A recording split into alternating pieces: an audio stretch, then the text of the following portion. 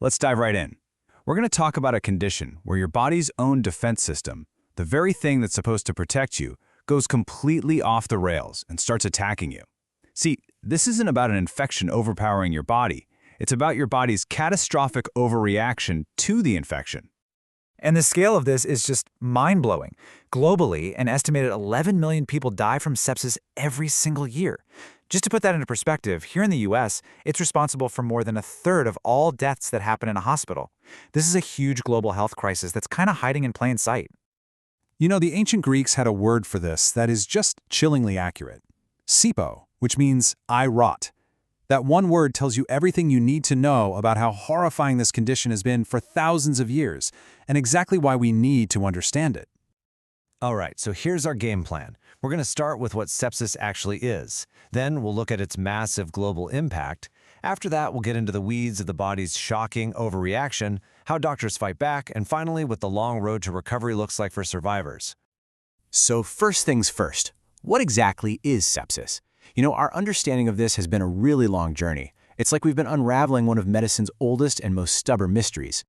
And you can really see how our thinking has evolved over the decades. Back in '92, the idea was pretty simple. Sepsis is just a massive inflammatory response.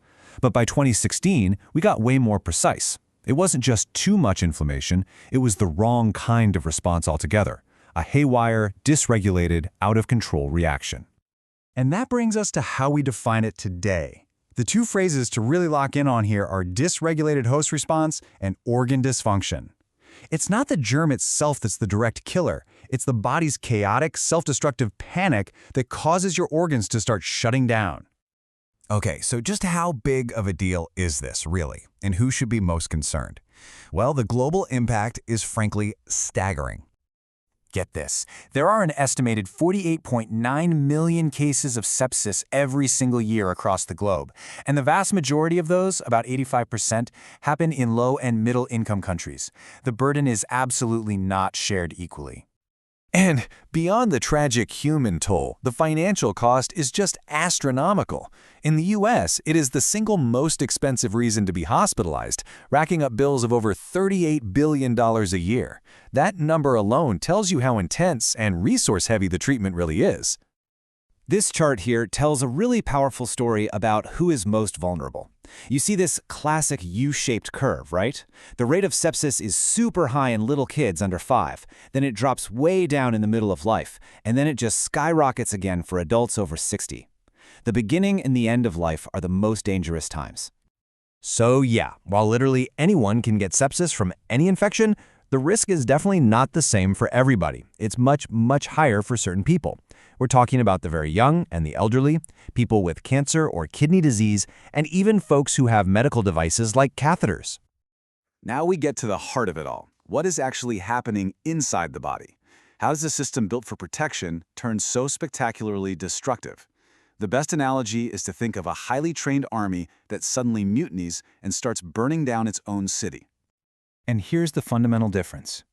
A normal, healthy response to an infection is like a sniper.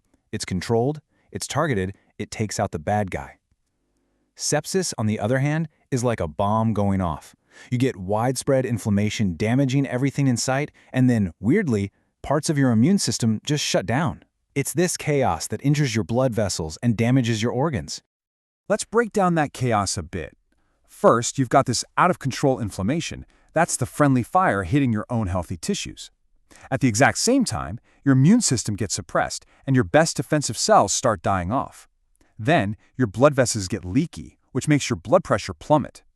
To top it all off, tiny little blood clots can form everywhere, blocking blood flow and starving your organs of oxygen. It's a perfect storm. So, with all that going on, how in the world do doctors fight back? The most important thing to understand here is that treating sepsis is an absolute, high-stakes race against the clock. Every single hour counts. The entire treatment strategy really rests on 3 main pillars.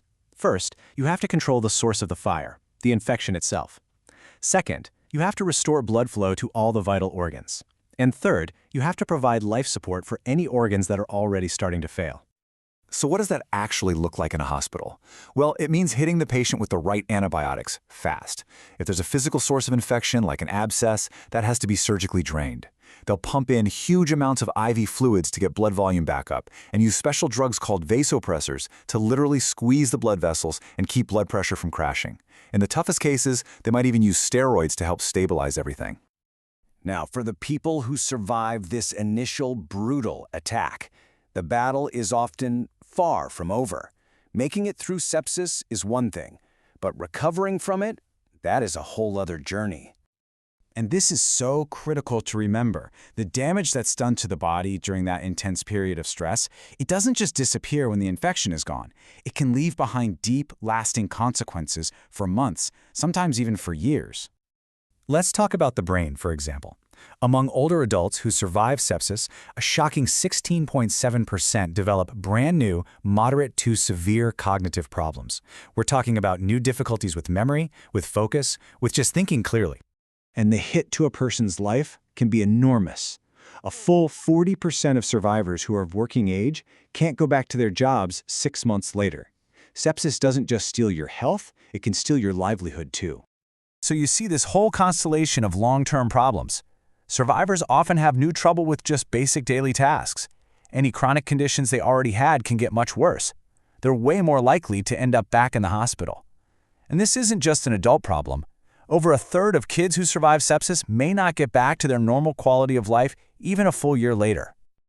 So, we've come a long way, from just thinking of sepsis as a really bad infection to understanding it for what it is, a complex, dysregulated immune response. And that shift in understanding is absolutely crucial, because it changes everything about how we look for new ways to fight it.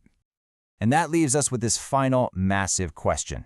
Every patient's sepsis is a little different. So as we get better at understanding those differences, could we finally be close to creating personalized, targeted treatments? Could that be how we finally tame this ancient, terrible killer? Well, that's the big hope, and it's where all the research is heading.